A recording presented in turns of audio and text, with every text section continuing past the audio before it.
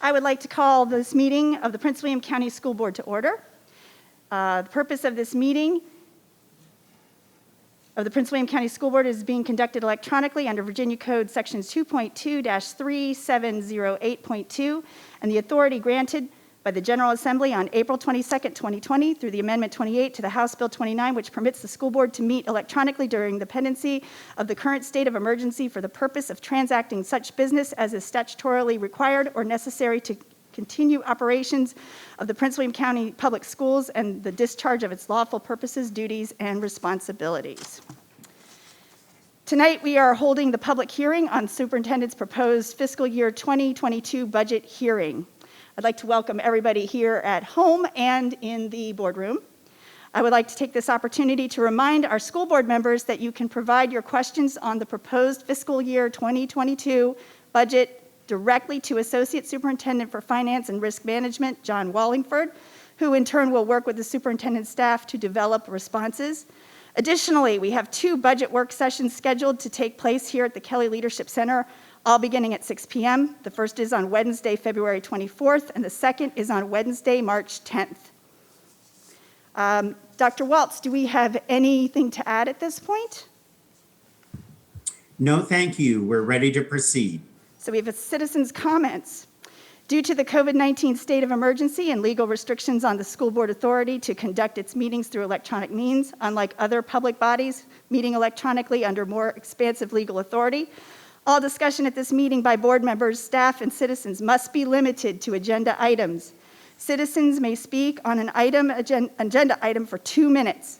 Citizens are also encouraged to submit their comments electronically by accessing the public comment form on the school board webpage. Those citizens who have signed up in advance with the school board clerk via email no later than 4 p.m. Wednesday, February 8th, 2021, may address the school board this evening in person or virtually about matters relating to February 8th, 2021 agenda items only. There are, looks like 4 speakers tonight, 1 in person and 3 virtually. And I think we will start with our in-person speaker, Maggie Hansford. Madam Chair? Yes. Just a question, a point of order. Weren't you going to have the presentation first? No? Mr. Wallingford says no. No, thank you, Ms. McGowan. No, there's going to be no presentation this evening. Thank you. Yeah, so we're good. Thank you. So we're going to hear from Ms. Hansford. Hi, thank you. My name is Maggie Hansford, and my address is on file. I just want to start off by thanking Dr. Waltz for making educators a priority in this year's budget. There are a couple of things that I'd like for you all to consider when you guys are working on this year's budget. I know you have a lot of priorities and a tall task. So my things for you to consider, I would like for you to consider a 2% cost of living adjustment for our staff. It looks like inflation is estimated at 2%. So as staff are earning their step every year, the cost of living should reflect that inflation. I'd also like to see a livable wage for transportation, as well as food service department. They have some issues with equity when making that pathway into leadership position. So I'd like for you to consider a pathway for them in the equitable stance of moving in that opportunity for leadership. And lastly, I'd like the board to consider mental health as a priority and have the budget reflect caseloads that align with success. When you all are looking at caseloads, I'd like for you all to look at special education. We talk about this every year. And when we look at our special educators, our specialists, our TAs, we want to make sure that we set them up for success. And that means, a reasonable caseload count. So I thank you for your time. Thank you. The rest of our speakers are virtual. So, Mr. Stevens, do you have them in the queue? Yes, I do. Thank you, Madam Chair. Our first speaker will be Liz Vohar. I will allow you to speak, and you can unmute your microphone on that side. Okay. Thank you. Perfect. Good evening, Dr. Waltz and school board members. My name is Liz Vohar, and my address is on file with the clerk.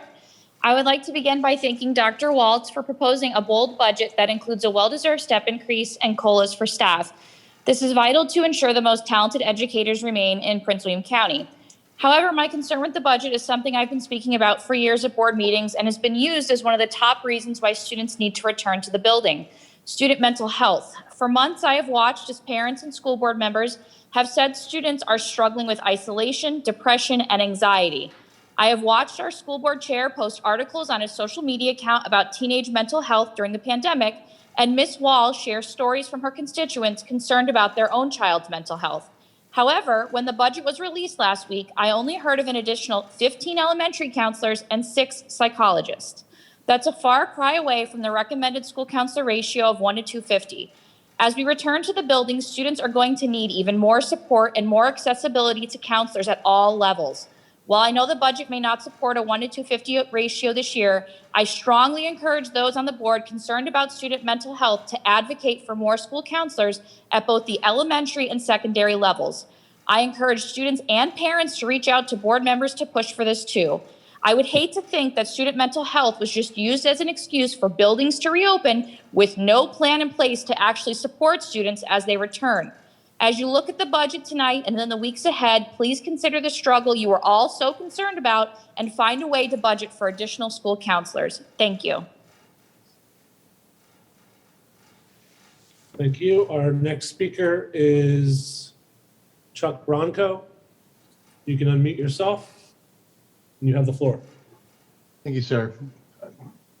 Dear Ms. Sargapur, members of the school board, and Dr. Walls, thank you for the opportunity to speak to you tonight about the budget.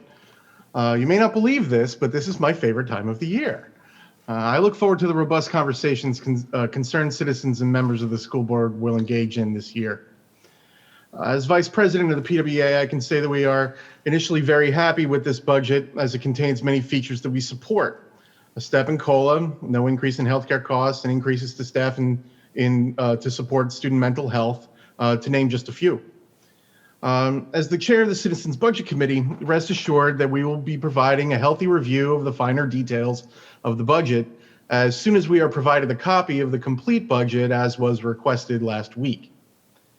As a budget is a blueprint of priorities, again, we commend Dr. Waltz and his staff on putting together a budget that prioritizes the growth of all staff members with this achievement that we've had to work with over this current year, as well as providing support for our students.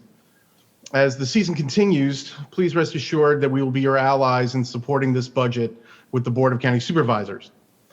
Thank you, and we look forward to a great budget season. Thank you very much, and have a good night.